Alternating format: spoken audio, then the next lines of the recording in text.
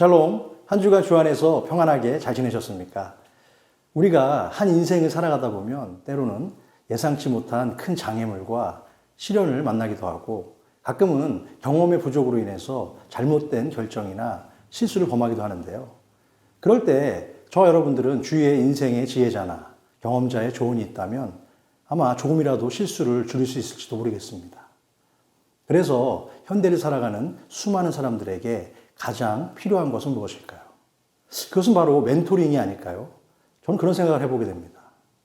그래서 찾아봤는데요. 멘토링이란 경험과 지식이 많은 사람이 스승 역할을 하여 지도자와 조언으로 그 대상자의 능력과 잠재력을 향상시키는 것을 말하는데요. 스승의 역할을 하는 사람을 멘토라고 하고요. 지도 또는 조언을 받는 사람을 가리켜서 멘티라고 부르죠.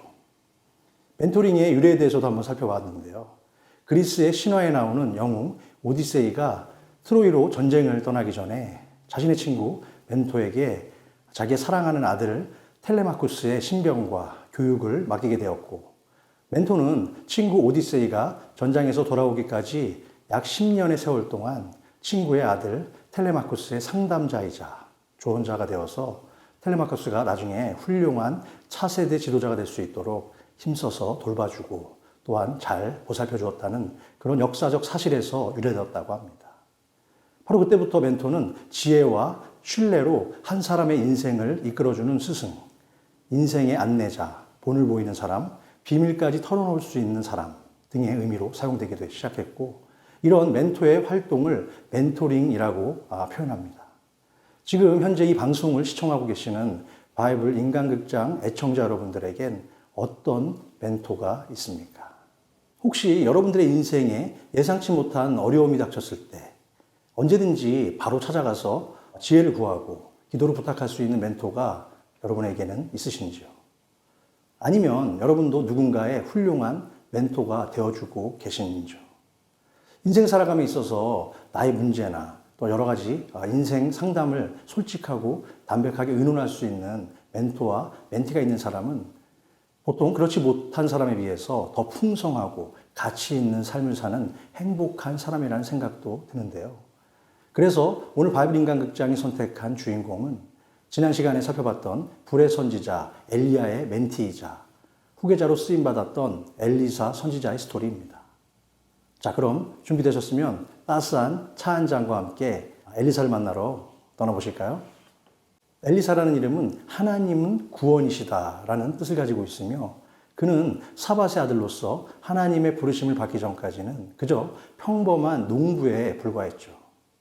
그러던 어느 날 엘리사에게 기름을 부어 선지자로 세우라는 하나님의 말씀을 전해들은 엘리야가 밭을 갈고 있던 엘리사에게 조심스럽게 다가가서 자신의 겉옷을 던졌고, 엘리사는 주저하지 않고 모든 것을 버려둔 채 스승 엘리야의 뒤를 쫓았습니다.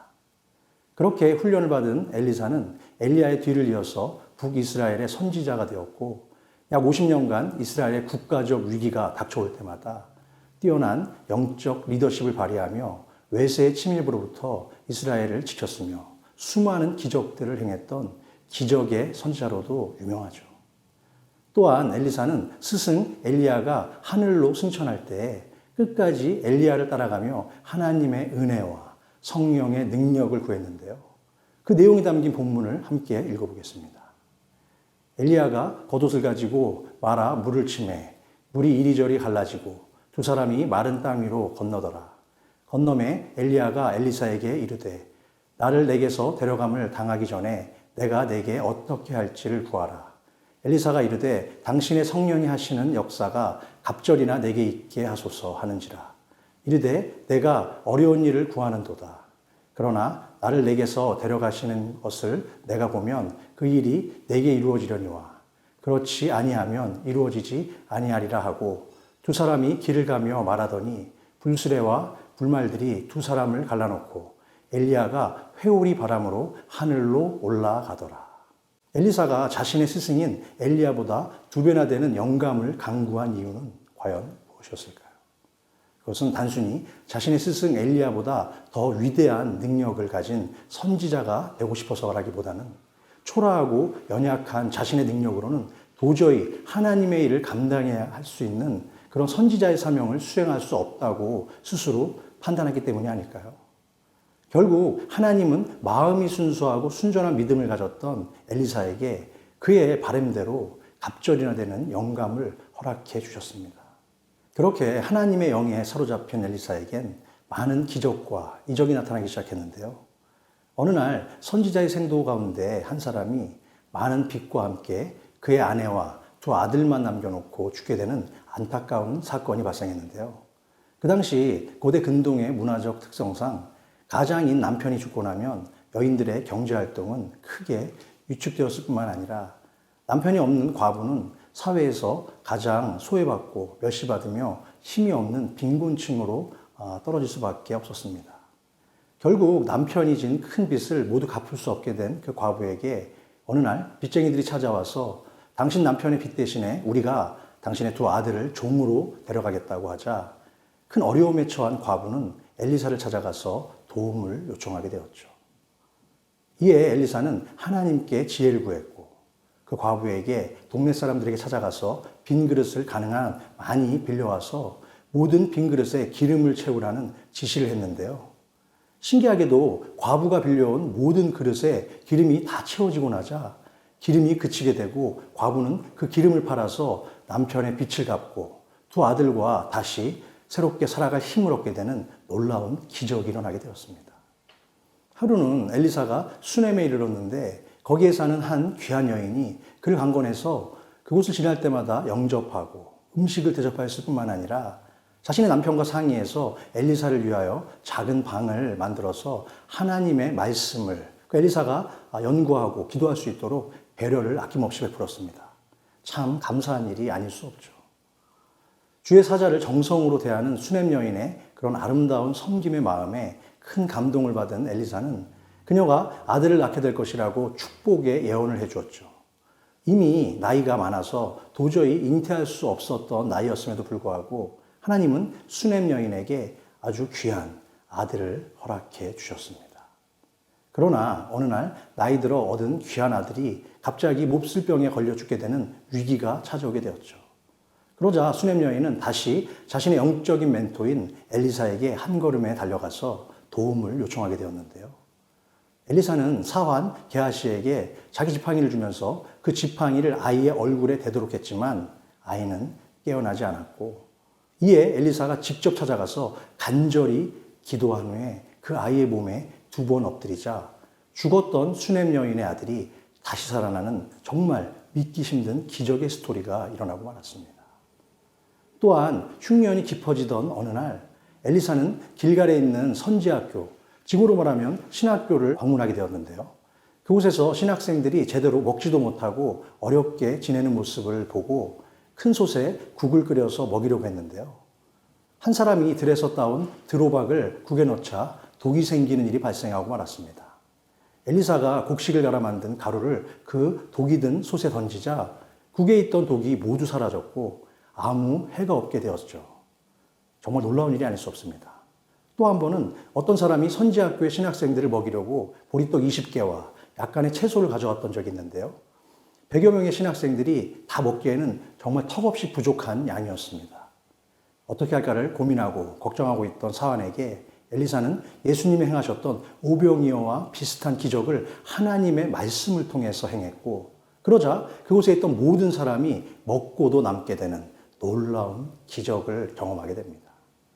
한 사람이 바알 살리사에서부터 와서 처음 만든 떡, 곧 보리떡 20개와 또 자루에 담은 채소를 하나님의 사람에게 드린지라. 그가 이르되 무리에게 주어 먹게 하라. 그 사환이 이르되 내가 어찌 이것을 100명에게 주겠나이까 하나 엘리사는 또 이르되 무리에게 주어 먹게 하라. 여호와의 말씀이 그들이 먹고 남으리라 하셨느니라.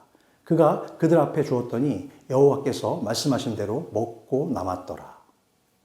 또한 저와 여러분들이 이미 다 알고 있는 그런 이야기지만 아람왕 군대 장관이었던 나아만이 원인을 알 수 없는 나병에 문둥병이죠. 문둥병에 걸려서 정말 고통을 당하는 사건이 발생했는데요. 다급해진 나아만은 자신을 돌보던 이스라엘 여종에게서 사마리아 선지자에게 찾아가면 나병을 고칠 수 있다는 그런 말을 듣게 되고 자신의 병을 고치고 싶은 마음에 엘리사를 찾아오게 되었죠. 그러나 선지자 엘리사는 나아만 장관을 만나서 특별 기도를 해주는 대신에 요단강으로 가서 7번 자신의 몸을 씻으라는 다소 이해하기 힘든 말을 전했고, 그 말을 들은 나아만은 처음에는 병중에 먼 길 찾은 자신을 만나주지도 않는 엘리사에게 화가 나서 이스라엘을 떠나려고 했죠. 그러나 신하의 권면으로 말씀 앞에 순종하며 요단강에서 7번 자신의 몸을 담그고 또 그렇게 나자 불치병인 나병이 깨끗하게 치료되는 놀라운 기적을 나아만 장군은 경험하게 되었습니다. 이처럼 엘리사는 자신의 멘토 엘리야와 같이 수많은 기적을 행하며 하나님께 크게 쓰임을 받았던 기적의 선지자로 기억하고 있습니다. 사랑하는 성도 여러분, 방금 살펴본 엘리사의 삶을 통해서 저는 오늘도 변함없이 성도 여러분들에게 한 가지 영적 질문을 드리고 싶습니다. 나는 엘리사처럼 하나님께 쓰임받기 위해서 성령의 능력을 신뢰하고 간구하려는 믿음과 거룩한 열망이 있는가? 엘리사는 자신의 멘토인 엘리야로부터 선지자로 부름을 받은 이후부터 줄곧 하나님이 주신 선지자의 사명을 잘 감당하기 위해서 스승인 엘리야보다 갑절이나 되는 영감을 구하고 또 구했죠. 우리의 신앙생활도 그와 마찬가지입니다. 우리는 하나님의 기적과 이적이 그저 성경 속에 기록된 믿음의 영웅들이 써내려간 예전의 사건이 아닌 바로 내가 믿는 믿음대로 나타나고 이루어지는 것임을 믿는, 또 그것이 축복의 현장임을 한시도 잊어서는 안 될 것입니다. 그래서 성경은 우리에게 이렇게 증언하고 계십니다. 그들에게 이르기를 여호와의 말씀에 내 삶을 두고 맹세하노라. 너희 말이 내 귀에 들린 대로 내가 너희에게 행하리니. 지금까지는 너희가 내 이름으로 아무것도 구하지 아니하였으나 구하라. 그리하면 받으리니 너희 기쁨이 충만하리라. 하나님은 지금 이 시간에도 우리의 기도를 들으시고 응답하시며 아버지의 귀에 들린 대로 행해 주실 뿐만 아니라 예수 그리스도의 이름으로 구하고 간구하는 모든 자들의 삶 속에 은혜와 기쁨이 충만한 인생을 허락하시겠다고 성경은 우리에게 분명히 약속하고 있습니다. 사랑하는 성도 여러분, 이제 벌써 한 해의 절반을 넘어선 7월에 들어섰습니다. 시간은 정말 빠르죠. 그래서 가는 세월을 흐르는 강물에 비유하기도 합니다. 영원한 진리이자 생명이며 우리 인생의 도움이신 예수 그리스도가 저와 여러분들의 남은 인생을 이끌어 주시고 책임져 주시는 축복의 멘토임을 한시도 잊지 마시고 오늘 주어진 단 하루도 소중히 여기며 여러분의 삶 속에서 소금과 빛으로 또한 그리스도의 편지와 향기로 멋지게 살아내시는 축복의 주인공들이 다 되시기를 주님의 이름으로 부탁합니다. 그럼 다음 시간에는 바이블 인간극장 제21화 히스기야 편으로 여러분 곁에 다시 찾아뵙겠습니다. 그때까지 덥지만 주 안에서 여전히 건강하시고 행복하시며 기쁨과 감사가 날마다 넘치는 평안한 삶, 행복의 삶, 축복의 삶 되시기를 기원합니다. 샬롬!